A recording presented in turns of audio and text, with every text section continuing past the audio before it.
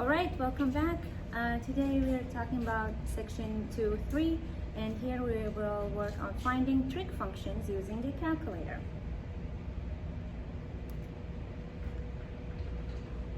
If we were in class, as usual, we're going to use one of these calculators to find the trig functions.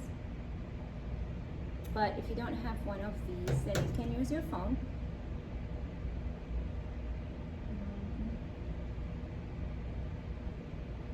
And as you know, if you turn it sideways, you will have the full calculator here. And for this video, so first we're going to look at an example where it says use a calculator to find the decimal approximations for each expression.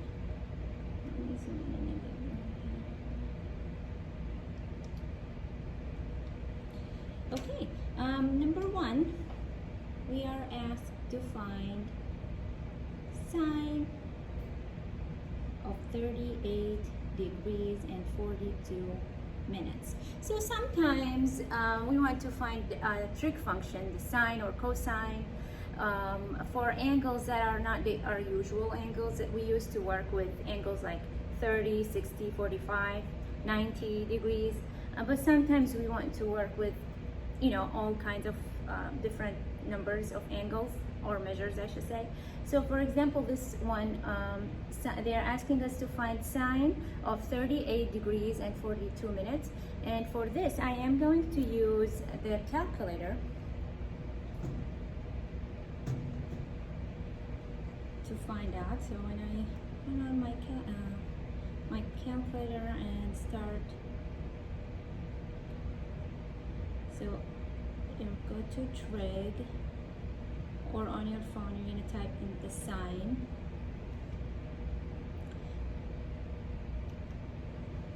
and the angle is 38 degrees and 42 minutes. Choose the minutes sign, and when I hit enter, it will give me the answer. That's approximately 0.62524. Okay.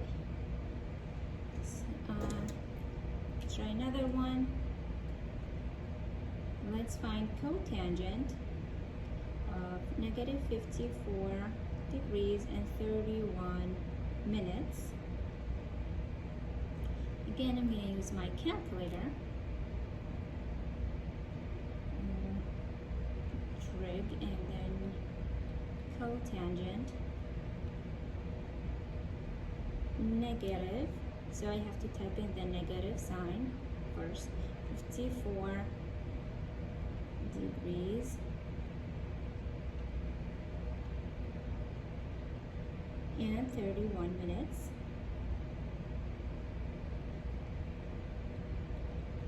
The minute sign, enter, and enter one more time, and that will give me negative, that's approximately negative 0.71285. When working with these angles, make sure that your calculator or your phone's calculator is on degree, because usually the default is radians, and we haven't talked about radians yet. We'll talk about that later in next chapters. So make sure that your calculator is in degrees. So if you're working on your phone calculator, here I'll show you. And I hope you can see that here in the lower corner there's a radian button. So if I hit radian, I will see the RAD. I should hit degree, and then nothing will show here. That means we're working in degrees. Okay, some sometimes it's the opposite way. We know the tangent, the value of the tangent function of an angle, and we are asked to find that angle. So let's look here at an example where we are asked to find the value of theta.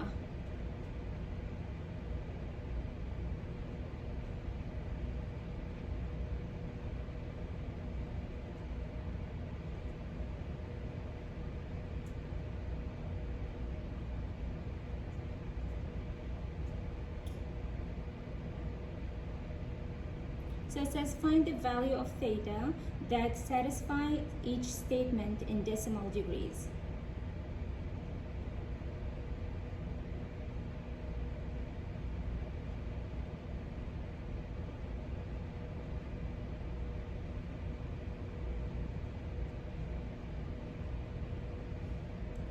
Okay, so first one, I know that tangent of theta is 1.473976, and I need to find theta.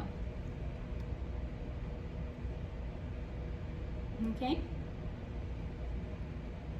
And for this type of problems, there are the inverse trig functions. You can see them on the calculator, or if you're working on your phone, calculator. So here is the calculator, and you'll see sine, cosine, tangent, the regular trig functions. So if you hit the second button, you will have the sine inverse, cosine inverse, tangent inverse. Okay, and that will help me with this case. So for this one, I am going to tangent inverse, clear, tangent inverse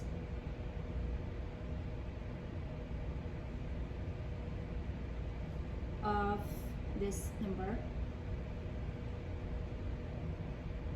the 1.471.739.716, and you'll hit tangent inverse, and that should give me the answer. Theta equals 55.845, and it's a long number, so I'm gonna take the approximation, and I'll say theta approximately equals to 55.845.496 or degrees, or theta approximately equals to 55.85 degrees. Okay, let's look at another example for the inverse.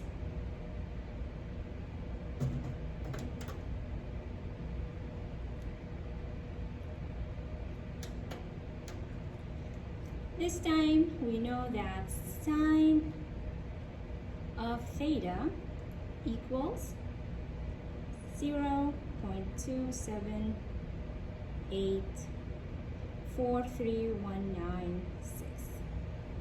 and I want to find theta. Okay, again I'll use in my phone here, clear. Okay, let's type in the value of the sine function, which is 0.2784319.6, and hit the sine inverse, and here we go. My theta is 16.1666, or I can say that theta is 16.1, and I round up here, so it's 16.17 degrees. Okay, so if you have theta, you can use the calculator to find the value of the trig functions, or sometimes you know the value of the trig function and you're asked to find theta. In this case, you are going to use the inverse trig functions on your calculator.